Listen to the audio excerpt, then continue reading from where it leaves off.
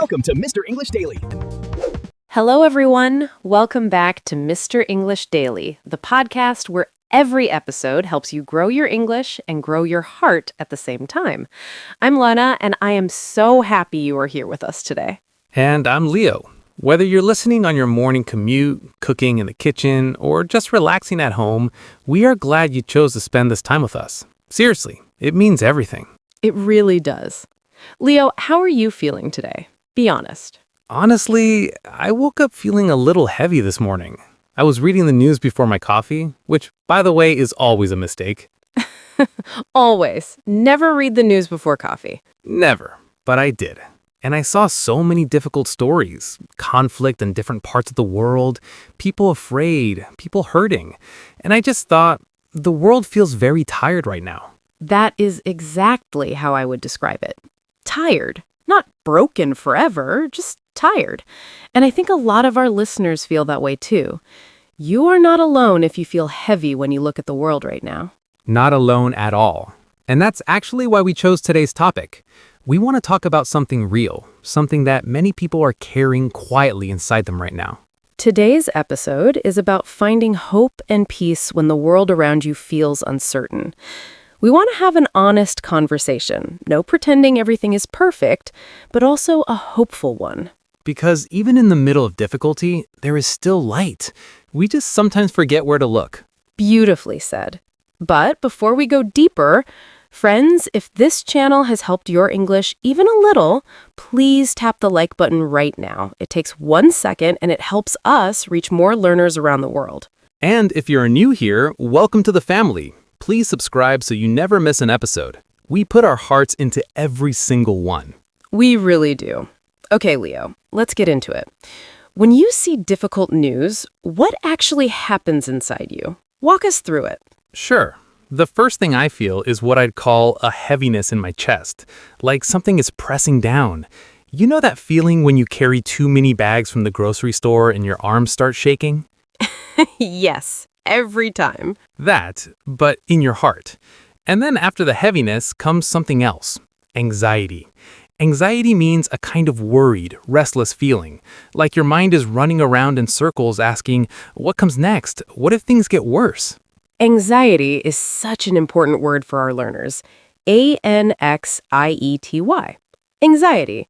It's that uncomfortable mix of fear and uncertainty about what the future holds. Exactly.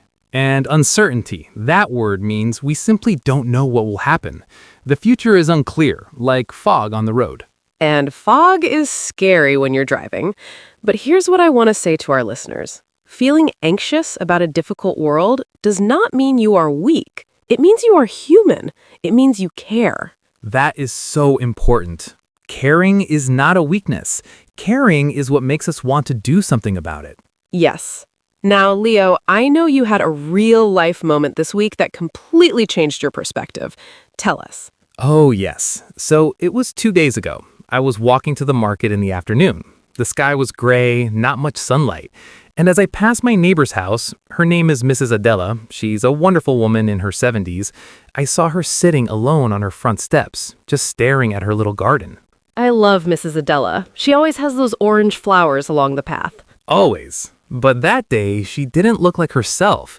She looked lost. So I stopped. I said, Mrs. Adela, good afternoon. Are you okay? And she looked up at me, and her eyes were wet.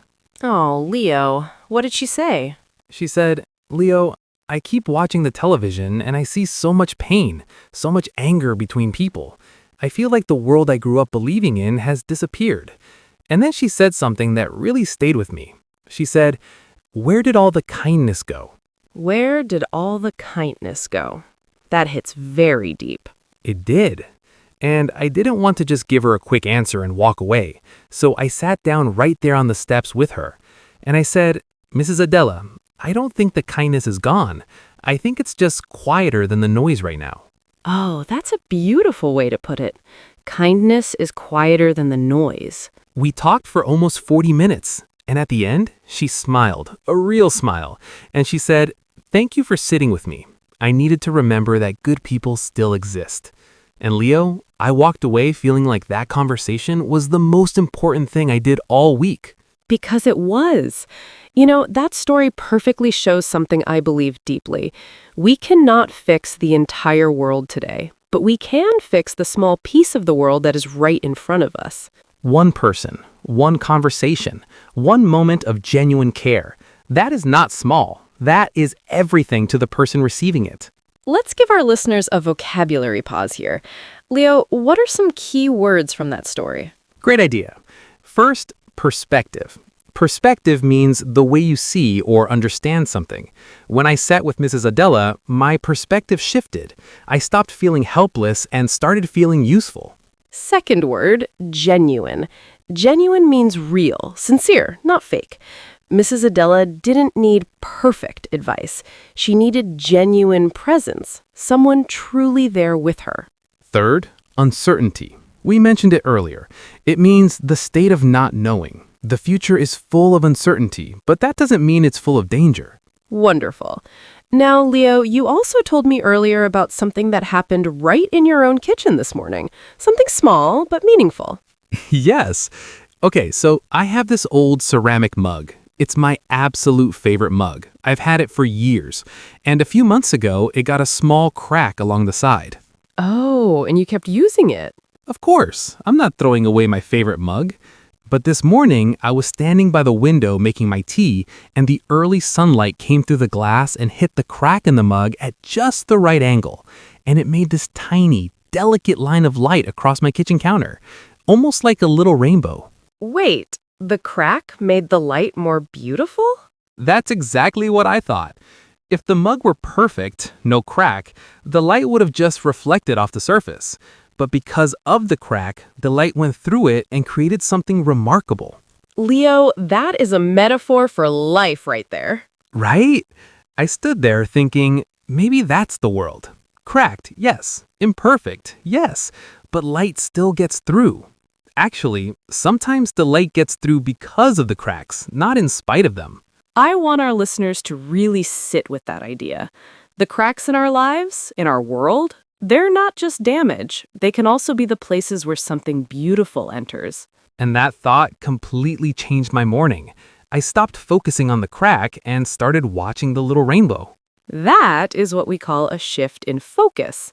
And it's a skill. It doesn't mean ignoring problems. It means choosing where to direct your attention. Focus is powerful. What you focus on grows larger in your mind. So choose carefully. I have a story too, and this one is a little funny, I promise. Oh, good. We need some laughter. So, Wednesday afternoon, heavy rain. I was at the park and I had completely forgotten my umbrella at home. Classic Luna mistake. Classic. And I was running to my car, already soaking wet, and I was irritated. My shoes were wet, my hair was wet, and I was thinking, of course this is happening.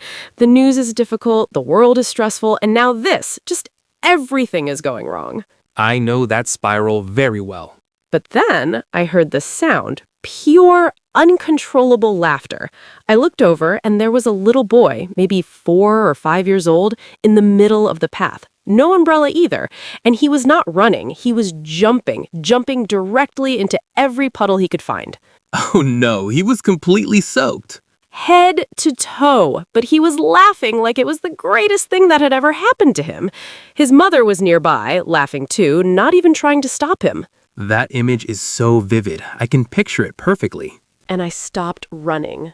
I just stood there, rain falling on me, watching this little boy. And it hit me. We are both in the exact same rain, same sky, same storm, but I am miserable and he is overjoyed. What is the difference? The difference is what he decided to do with it. Exactly. He didn't see a problem. He saw a puddle. He decided the rain was an invitation, not an obstacle. And I thought, when did I stop doing that? When did storms become enemies instead of adventures? Children haven't learned to be afraid of the ordinary yet. They haven't been told to protect their shoes. They just jump. I went home, changed my clothes, made some tea, and I felt genuinely lighter. Not because the rain stopped, because I had decided to see it differently. That word, genuinely, let's highlight that. Genuinely means truly, authentically, not forced. Real lightness. Yes, and it came from a 4-year-old in a puddle. Wisdom has no age limit. None at all. You know, Luna, I want to talk about something that I think is underneath a lot of this anxiety people feel, and that is helplessness. Helplessness. Say more. Helplessness is the feeling that you have no power to change anything. You see a conflict on the news, far away, enormous, complex, and you think, I am just one person. What can I possibly do? And that feeling is exhausting because your heart wants to help, but your mind says there is nothing you can do. But here's what I believe, and I think many of our listeners may share this.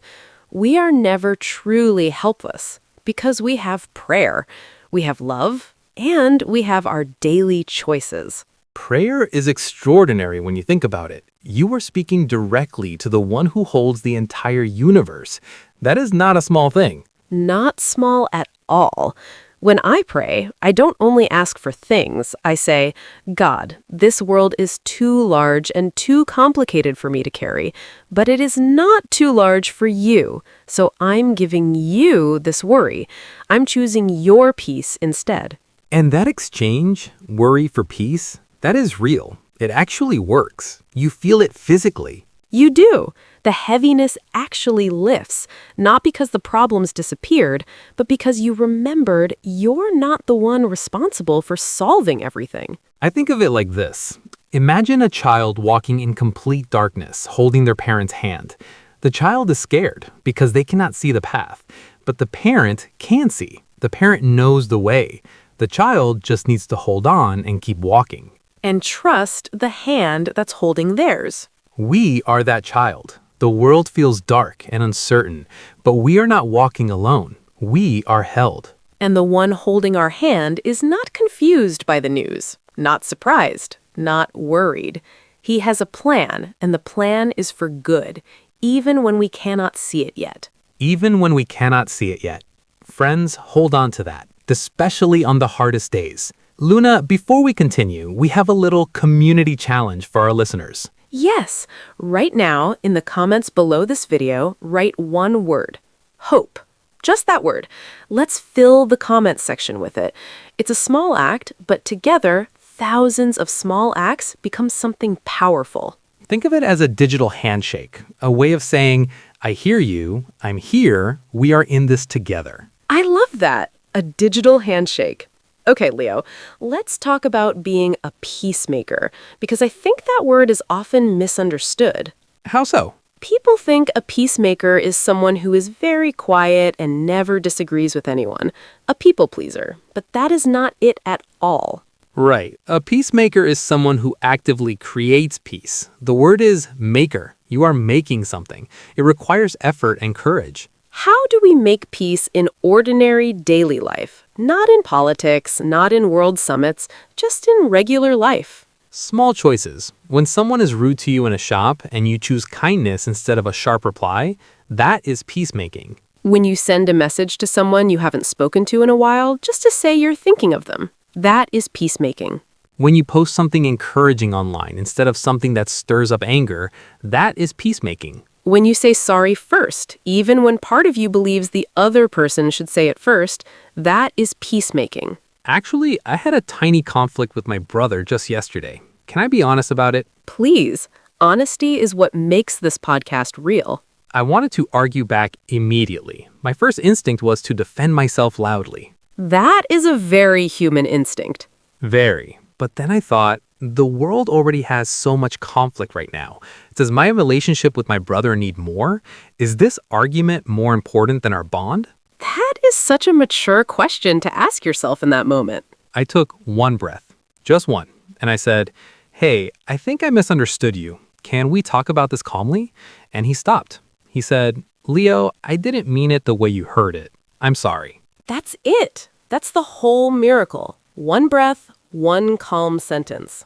One small piece, one less conflict in the world. It's not dramatic, it doesn't make the news, but it matters. Every small piece matters. Add them all together, and the world is a slightly gentler place. That is not nothing. That is everything. All right, let's do our word tour for today before we wrap up. Word tour. Word number 1, anxiety. Noun. That worried, restless feeling about uncertain future events. She felt anxiety when she watched the news every night. Word number 2, genuine. Adjective. Real, sincere, not pretended. His smile was genuine. You could see it in his eyes. Word number 3, perspective. Noun. The way you see or understand a situation.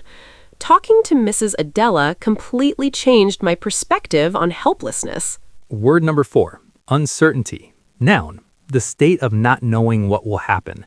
Living with uncertainty is difficult, but trust makes it easier. Word number 5, peacemaker. Noun. A person who actively creates peace in relationships or situations. You don't have to end wars to be a peacemaker. Start with your own home. Word number 6, insightful. Adjective. Showing deep, clear understanding of something. The little boy in the rain gave Luna an insightful lesson without saying a word. Beautiful words today. Okay, Leo, let's close with something to carry. One final thought each. What do you leave our listeners with today? Mine is this. You cannot fix the whole world. Stop trying to. But you can fix the 1 square meter of world directly around you. Speak gently. Be present. Sit with the Mrs. Adelas of your life. That is enough. That is more than enough. Mine is stop staring at the crack. Look for the rainbow the light makes through it.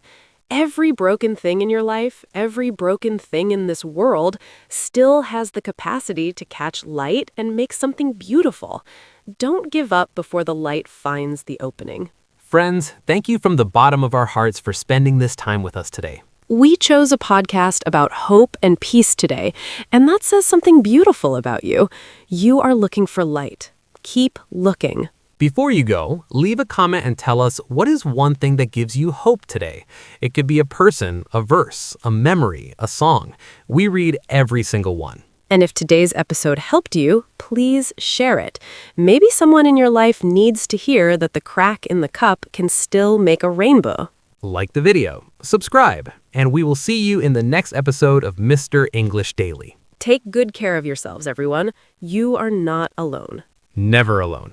Bye for now. Bye-bye, friends.